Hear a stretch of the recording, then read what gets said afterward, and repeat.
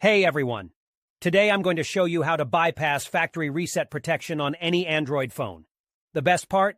It's completely free and really easy to do. You know when you reset your phone and it asks for your Google account? Well, with this method, we can bypass that step and gain full access to the phone.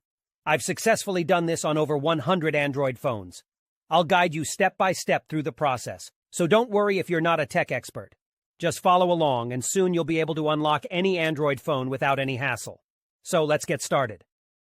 Okay, so the next step is to use this website to remove the factory reset protection lock from your Android phone.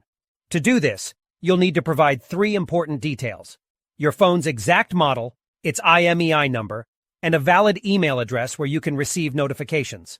Now you might be wondering how to find your phone's IMEI number. Well, there are several ways to do this. You can check the back of your phone, the original box it came in, or even your carrier's website. Your account details may also have the IMEI and serial number of your device. If you have a sales receipt or contract, you may find the IMEI and serial number there. If your phone has a removable battery, you can check underneath it for the IMEI or serial number. However, if your phone doesn't have a removable battery, don't try to remove it or you may damage your device.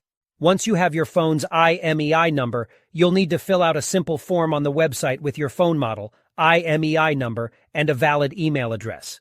This is where you'll receive a notification when the factory reset protection has been removed.